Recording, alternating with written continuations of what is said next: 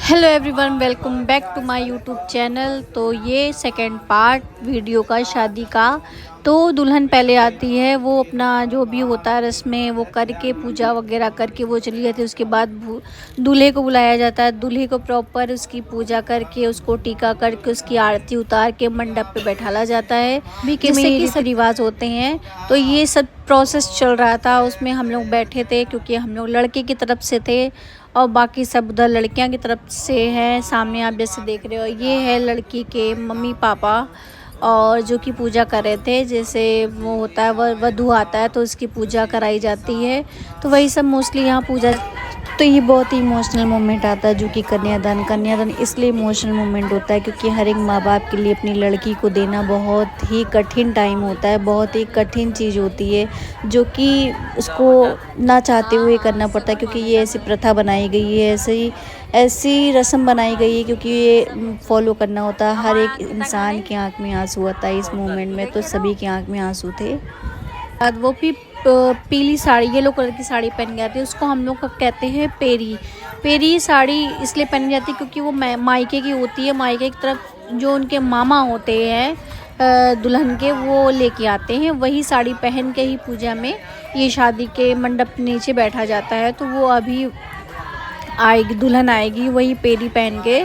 तो पेरी पहन के आके वो मंडप नीचे बैठेगी, तो मेन प्रोसेस तभी ही शुरू होता है। बाकी ये जो थोड़ी बहुत पूजा पाठ होती है ये पहले हो जाती है। फिर ये देखिए ब्राइड आ गई थी, ये इसी पेरी में ही पूरी शादी होती है हम लोग के यहाँ।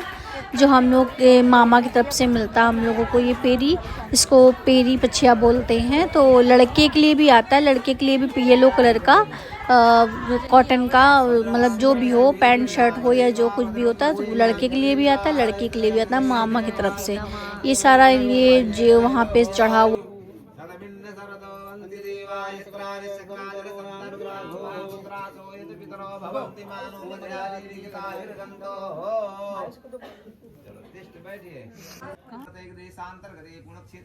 भाभी थी और यहाँ सब हम लोग बैठ के मस्ती मजाक चल रहा था। उन लोग तो भैया इस तरीके से भाई इस नेक्स्ट लेवल गाना हो रहा था वहाँ पे। तो हम लोग को तो इतनी हंसी आ रही थी, मतलब हंसी क्या आ रही थी, मज़ा आ रहा था, फन हो रहा था।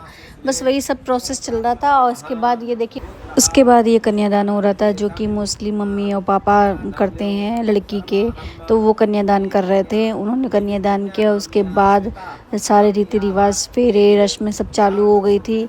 सब रिचुअल्स धीरे धीरे हो रहे थे, बैक टू बैक हो ही रहे थे।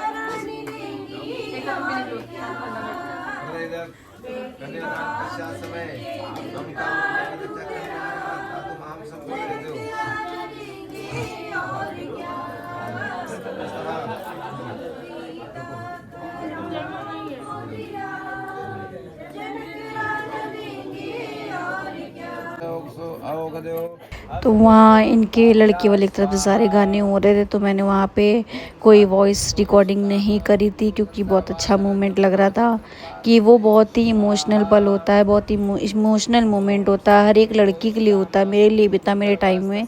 तो इसलिए मैंने उसमें वॉइस रिकॉर्डिंग नहीं करी थी। मैंने नेचुरल ही गाना उन लोग का चल रहा था जो कि बहुत अच्छा लग रहा था, तो हम लोगों ने गाना वहीं पूरा रिकॉर्ड किया।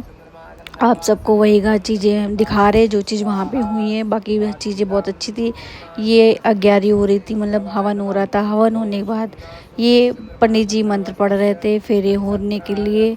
जो 7 वचन होते, 7 फेरे होते, 7 मंत्र होते हैं।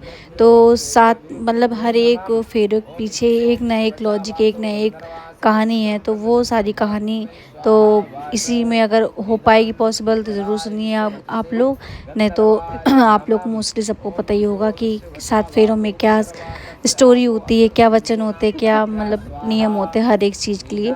तो ये सब आवती तो ये सब वहाँ पूजा हो रही थी, सारे रीति रिवाज बहुत अच्छे से निपट गए थे, शादी बहुत अच्छे से हो गई थी।